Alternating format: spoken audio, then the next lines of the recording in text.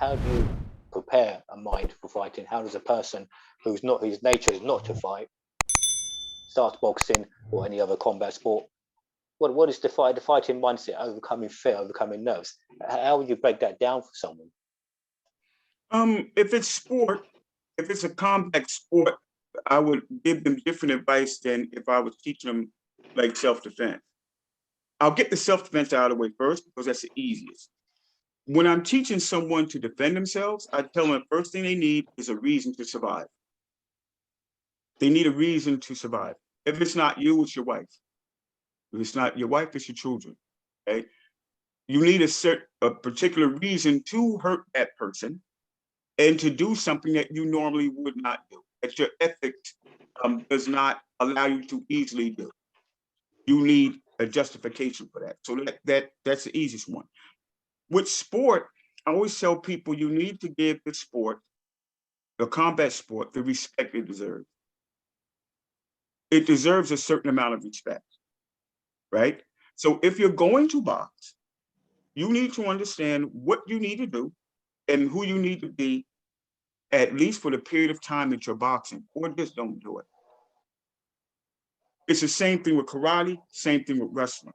Any contact sport, I tell them you have to give this particular event the respect that it deserves.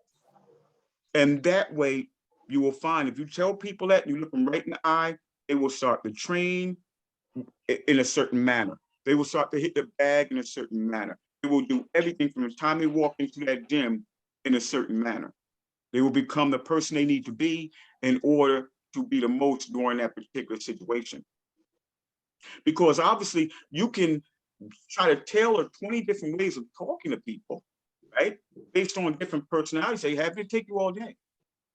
But the one universal thing to say to anyone is boxing demands this of you. It demands for you to give it the respect it deserves. Okay? No matter what style they're fighting from, that is universal. Okay? Eventually, you have to hit this person. Okay? You're not here on a buddy system. Eventually, that person's going to hit you. Don't take it personal. You see? It's part of job description. You see?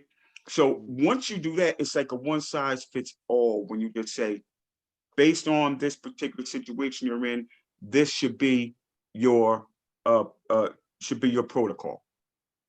And then it tends to clip from that. That's what I use. Decorum. Yes. Yeah, decorum. I got a brother-in-law who says he has a certain decorum. And I always like that word. Yeah. Yeah, decorum. Right. It's very interesting, very important topic, isn't it? Because fighting, so much of it is in the mind. So if you That's haven't where it got is. that mindset right, it's all downhill, isn't it? So it's very important to touch upon that. So I do want to say this also before I forget. I'm 5'7", 5'7". In my day, where do you think people are gonna throw punches? They're gonna throw punches at my head. Everybody was aggressive with me. I tell my students, they say now I look intimidating because I had the scars, I had, the nose that was shifted over and stuff like that. But initially I had hair down to here. I had what they call a beehive. I had my waves going around, I wasn't intimidating at all, So I had to develop a certain approach to what I was doing. And then my approach was like, that put the fear in people. That made people fear me. It was like, oh, that's not the one you want to go after. That's not the guy whose beer you want to drink. When I drink beer, I'm drinking it now. But but it's the mindset. I could go even today. I say, why am I dangerous? The reason why I'm dangerous is not because Sayf Carman or I box. It's because whatever I like to do, I can do in solitary confinement. That's why I'm dangerous. I'm a dangerous man, not because I box, not because of karate, but because everything I like to do, I can do in solitary confinement. I can pray, I can read. And I'm not a people person. So being by myself is okay, which means that if I'm walking with you, I'm in the UK and somebody goes to attack you. I don't have any issue of being without a woman. I don't have any issue about not being in public. I can defend you because whatever the law would do to me because I murdered someone or because I killed someone in your defense is nothing that I don't like doing at home. You see what I mean? And that's all part of mindset. People, oh, you can kick. Oh, no, that's not why. When I go to the mall with my loved ones, that's not why a man should fear me. He should fear me because whatever I would get incarcerated, people would think they were punishing me with if I was incarcerated, I like doing. You want to put me by myself? No problem. All I can do is read, no problem. 8 by 10 cell, no problem. I can do it less than that, long enough, far enough for me to pray. You see, that's part of mindset. And let's say people who aren't Muslims. I don't want people to say, okay, well, you have to be Muslim. No. Look at people who are the most dangerous today. Quiet. Kind of, they can be to themselves. They're separated from the good opinion of other people. Right? Look at them. Those are the dangerous people. Yeah. Those are the dangerous people. It always comes down to the mindset. Always. I've seen some very skilled people, extremely skilled. Like you said, extremely skilled, hitting the bag, look, turning the bag, spinning the bag. And the coach says, okay, you look good. Tuesday, you're going to start sparring. Terrible. If they show up, they're terrible. Because it's the mind, that brain. If you don't control it, it's like an unruly child. It's not. So this mindset, do they have to consistently train this the same way they train their body? All the time. All the time. From the time, and you know this. You're asking me this question, but I appreciate you asking me something that you already know the answer to.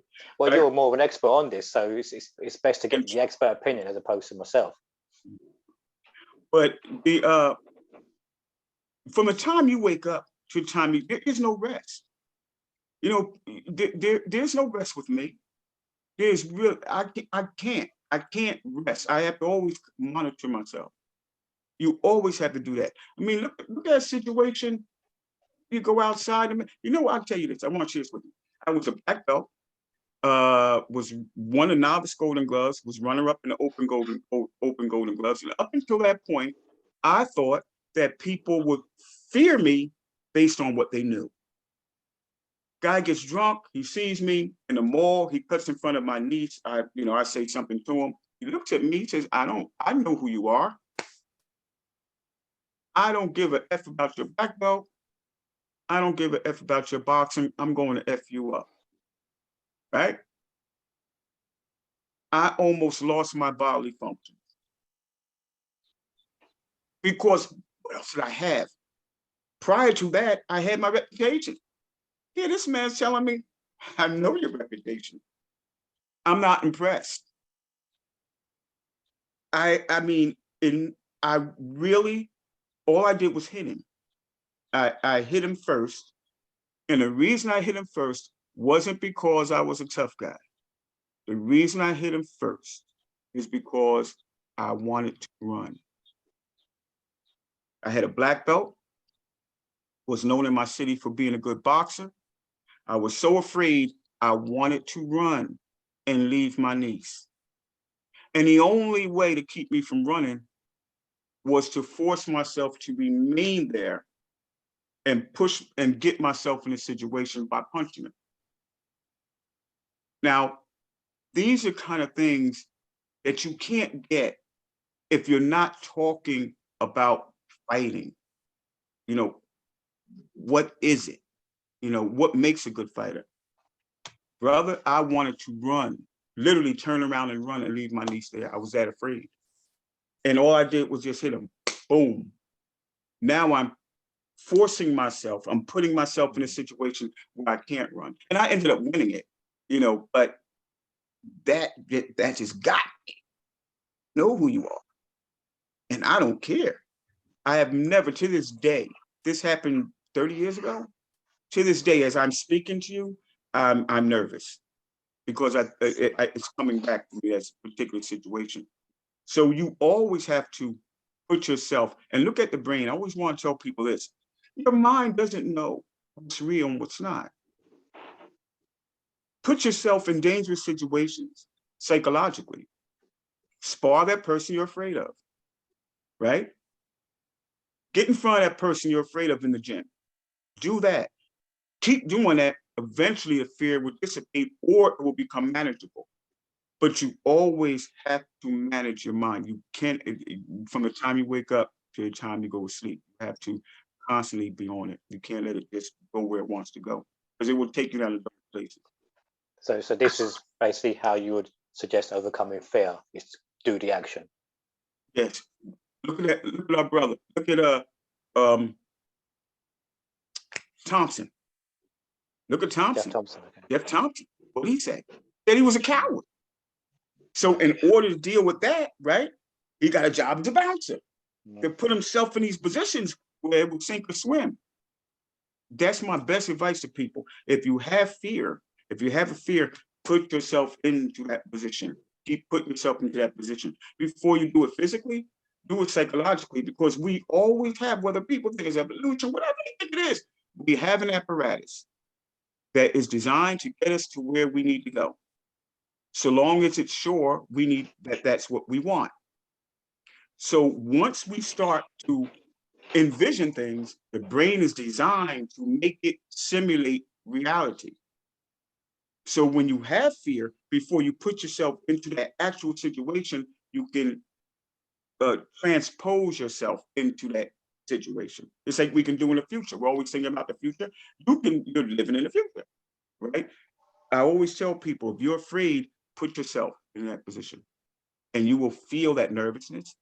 Eventually, the intensity will start to lessen where it's at least manageable. It will never go, but it will be manageable. So does your advice on this, on the mindset of a fighter, does it change according to your opposition? For example, on the streets, you mentioned your size. On the streets, more likely you would be fighting someone bigger than you. Yeah. In the boxing ring, it may not be someone bigger than you, but it may be And someone now, who's known as a big puncher. Yeah. You know, someone's really fast. Mhm. So does your mindset now, your advice on cultivating that fighting mindset, does it change according to your opponent, or do you have the almost one size fits all? Got to have that reason why you want to win, and so on. Do you change your train of thought depending on who is standing in front of you?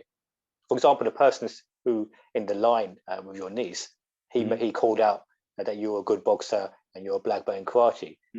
Does now all of a sudden your switch have to be more intense because of his response? Oh yeah, yeah. Street. If it's a street situation, like now, I always tell people, like, a guy challenged me the other day, right? He saw me doing something and he says, I challenge you, right? And, do you accept challenges? I said, well, if you're 55 and over, I'll knock you out. But if you're 55 and under, I'll bite your ear off. You spit in your face. I mean, like, come on. When I'm 20, I'm sparring people 20.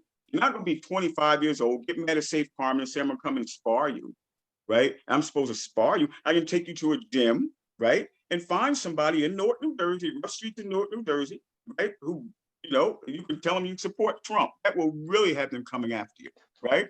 And you can go ahead and you can spar with them. But if you want to spar, if a person wants to spar me and they're 19 years old, they just don't like my opinion, well, I got to bite your nose off. I mean, I have to equalize things. If it's the street, it's one size fits all. It's one size fits all. I try to avoid things. Obviously, if I'm still here talking to you when I'm free, then I try to avoid things. But if I can't, it's it's balls to the walls. I'm going in. I'm just going. I'm trying to end it as fast as I can end it. Right now, if it's sport like putting on the gloves, if they're an opponent, and I don't have opponents much today because I'm a wily old man and people kind of just they don't. He means well. That's what people know about me now. He means well.